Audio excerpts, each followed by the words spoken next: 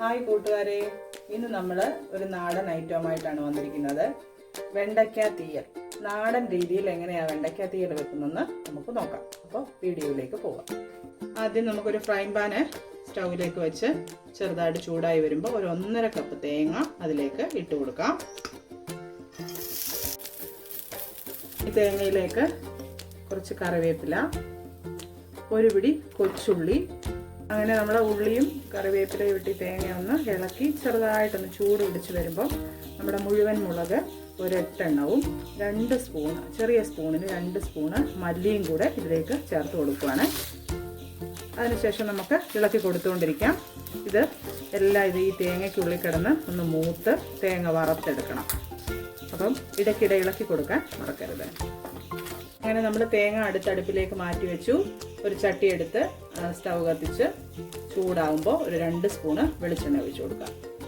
ചൂടായ എണ്ണയിലേക്ക് ഒരു 10 വെണ്ടയ്ക്ക, ഇളപ്പം വെണ്ടയ്ക്ക കീറാതെ ചെറിയ പീസസ് ആയിട്ട് കട്ട് ചെയ്ത് ചൂടായ എണ്ണയിലേക്ക് നമുക്ക് ഇട്ട് കൊടുക്കാം. പച്ചമുളക് കീറിയതും 2-3 തണ്ട് കറിവേപ്പിലയും കൂടെ ഇട്ട് കൊടുക്കാം. ഇളക്കി കൊടുത്തിട്ട് നമുക്കിതിലേക്ക് കുറച്ച് കൊച്ചുള്ളി കൂടി ചേർത്ത് കൊടുക്കാം. ഒരു പിടി കൊച്ചുള്ളി.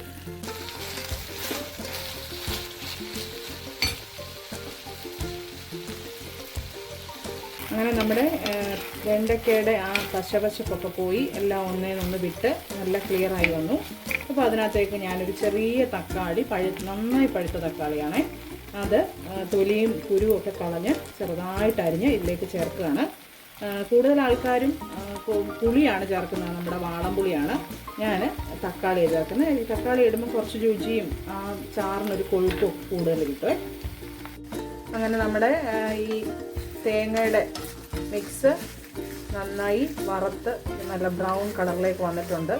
ഇത് ചൂടാറാനായിട്ട് ഞാനിന്ന് മാറ്റി വെച്ചിരിക്കുകയാണ്. ഇളക്കി കൊടുത്തുകൊണ്ട് തന്നെ ഇരിക്കണേ. ചട്ടിയുടെ ചൂട് കാരണം തേങ്ങ കരിഞ്ഞു പോകാതെ ഇരിക്കാനായിട്ടാണ്. ഇത്രയും മൂത്താൽ മതി. ഇത് നന്നായിട്ട് ചൂടാറി കഴിഞ്ഞിട്ട് മിക്സിയുടെ ജാറിലേക്കിട്ട് നമുക്ക് നല്ല മഷി പോലെ അരച്ചെടുത്തുകൊണ്ട് വരാം. അങ്ങനെ നമ്മുടെ വെണ്ടയ്ക്ക നന്നായി വഴന്ന് വന്നിട്ടുണ്ട്. അതിലേക്ക് നമ്മൾ അരപ്പ് ചേർത്ത് കൊടുക്കുവാണേ. അതിനുശേഷം മിക്സിയുടെ ജാറ് നന്നായി കഴുകി ആ വെള്ളം കൂടെ അതിലേക്ക് ഒഴിച്ചു കൊടുക്കണം. വെള്ളം ചേർത്ത് കൊടുത്തു. അത് കഴിഞ്ഞ് നമ്മൾ ആവശ്യത്തിന് ഉപ്പിട്ട് കൊടുക്കാം. അങ്ങനെ നമ്മുടെ വെണ്ടയ്ക്ക തീയൽ ഓൾമോസ്റ്റ് റെഡിയായി. ആ എണ്ണമയം ഒന്ന് തെളിഞ്ഞ് വരും. തിളയ്ക്കാൻ അനുവദിക്കേണ്ട, ഒന്ന് ചൂടായി വരുന്ന സമയം കൊണ്ട് നമുക്കൊന്ന് താളിച്ചു കൊടുക്കാം. അങ്ങനെ നമ്മുടെ മുളകും മല്ലിയൊക്കെ വറുത്തരച്ച് നല്ല വെണ്ടയ്ക്ക തീയൽ തയ്യാറായി കഴിഞ്ഞു. സമയം പോലെ നിങ്ങൾ ഇത് ട്രൈ ചെയ്ത് നോക്കണം. അടുത്ത വീഡിയോയിൽ കാണും വരെ എല്ലാവർക്കും ബൈ.